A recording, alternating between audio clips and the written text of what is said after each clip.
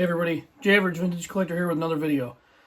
Today, I've got a few things. I got a recent purchase, and like I said, I'm kind of in slowdown mode, so it's really slow for me right now. So this isn't a major pickup, but it's the one pickup I've had over the last couple weeks or so.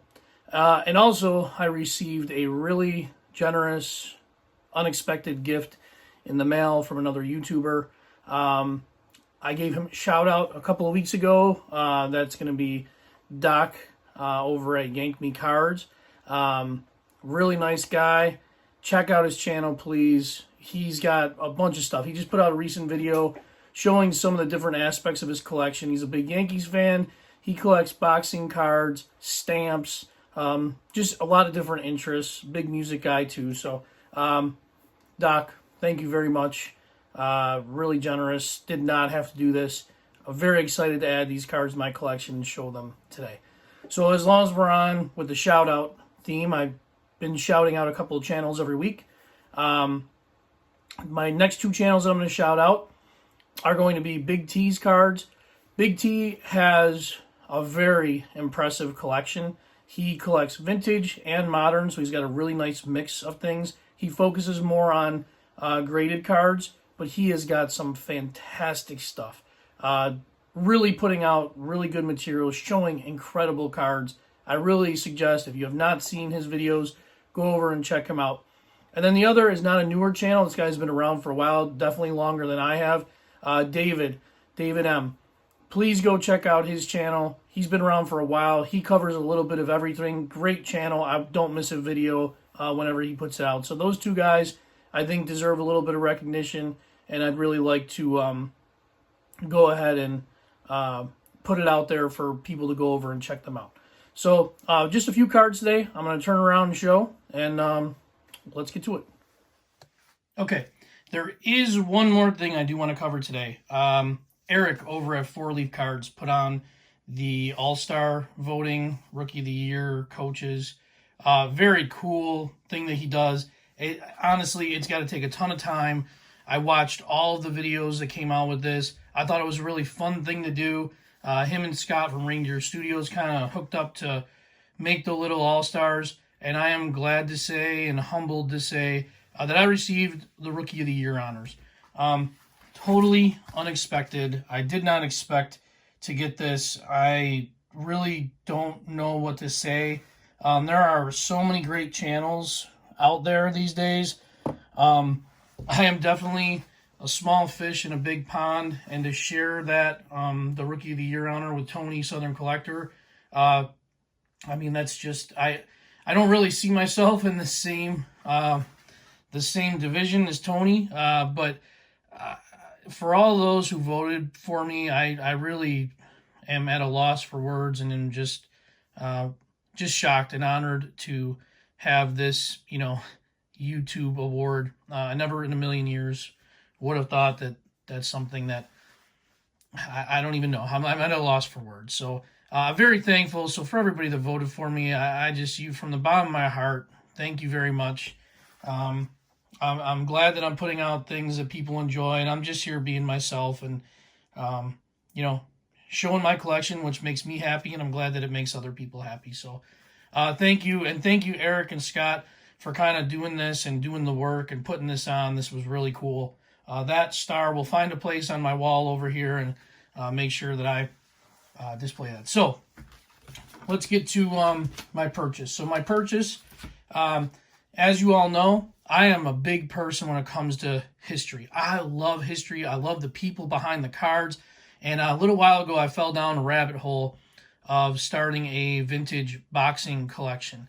And I'm just having so much fun with it. And I know that not everyone is into this. So if you're not, I appreciate you tuning in and at least hearing me out on it. But there is so much history and so many cool cards here. So the card that I bought, this is the card that I bought.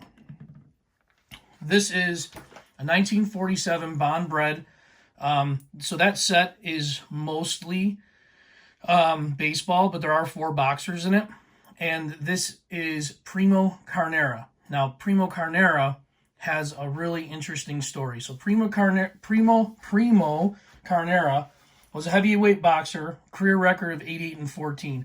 I'm not going to do a complete deep dive. I'm going to probably do an episode down the road on my boxing cards and really break down some of the players. But real quick, he was 88-14 with 71 knockouts. He was from Italy. He was the first Italian heavyweight champ.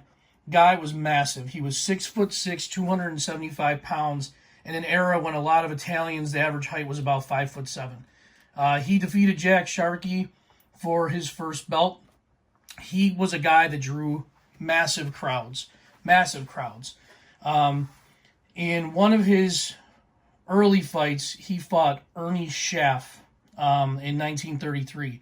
Now, Ernie Schaff had just fought Max Baer, who's a Hall of Fame champ, 6 months prior to this, and he had a brutal fight with Max Baer. He was knocked out and he lost. 6 months later, he fights Carnera, and he was knocked out in the 13th round. But he fell into a coma, underwent surgery, and passed away a short time later. They did find out that he suffered from meningitis and had swelling on the brain, and he was suffering from the flu, but the headline really was that Carnera had killed this guy.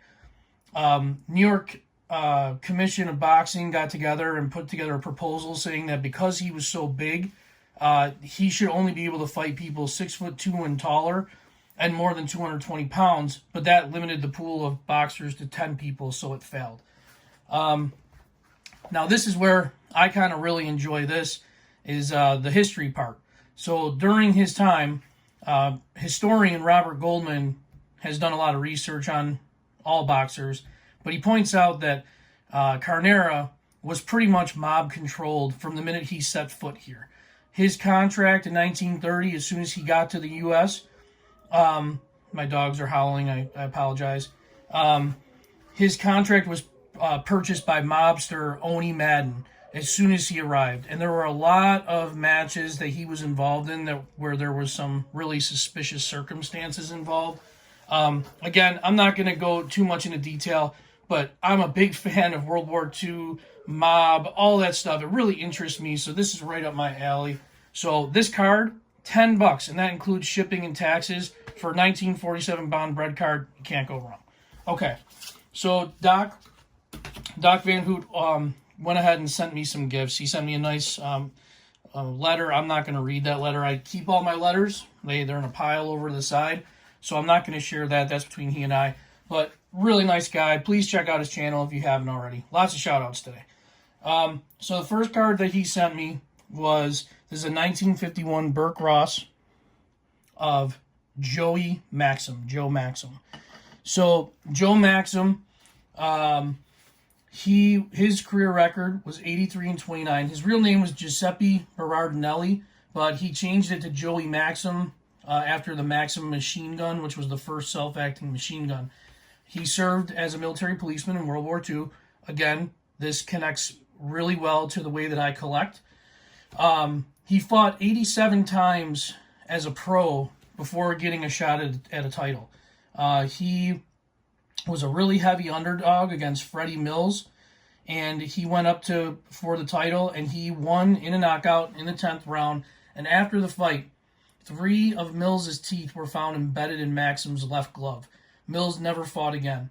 He went ahead and challenged Ezzard Charles, who's another great fighter, for a heavyweight title, but lost that title. But his most famous fight came against Sugar Ray Robinson at Yankee Stadium. And it just so happens that Doc sent me a Sugar Ray Robinson card where he's fighting Marty Severo. This is from the 1951 ringside set. So very cool. Maxim fought Sugar Ray Robinson at Yankee Stadium in front of a very large crowd, and it was in the middle of a heat wave. And during that fight, both fighters were really starting to have the heat affect them. And Sugar Ray Robinson ended up succumbing to hyperthermia, getting overheated, and failed to come out for the bell in the 14th round. So Maxim was awarded the TKO, and this was the first time ever in Robinson's, first time only in Robinson's 200 fight career that he was ever stopped. So that's an unbelievable unbelievable. Shows you how good of a fighter Joey Maxim was, but maybe the weather that day had something to do with it. So again, I will break down more of these guys in future videos. But then he also sent me, this is from 1948 Leaf boxing set, a John Henry Lewis card. John Henry Lewis is a Hall of Famer. His record was 101-11, which is just crazy to think of. 57 knockouts. In 1931, he fought Sam Terrain. Sam Terrain was, I believe, knocked out in the 4th round, and he later died from blows received during that fight. So, I mean, this just goes to show you how way back when boxing was a much more brutal sport, I think, than it is today. John Henry Lewis went through his career fighting with a lot of racial issues. Whenever he won a fight, there was lots of people not happy that he won the fight. He dealt with a lot of racism during his career. Tough career. Early on in his career, he was 18 years old and still in school when he fought the future heavyweight champ, James Braddock. And he actually won in 10 rounds on points. He won 9 rounds. That's amazing that he was able to accomplish that. During his career, he was also able to win 5 titles and have 5 titles during the course of his career. So great boxers. Just a real small video. Lots of shout outs. Just thankful for everyone tuning in. Thanks, Doc. This is awesome.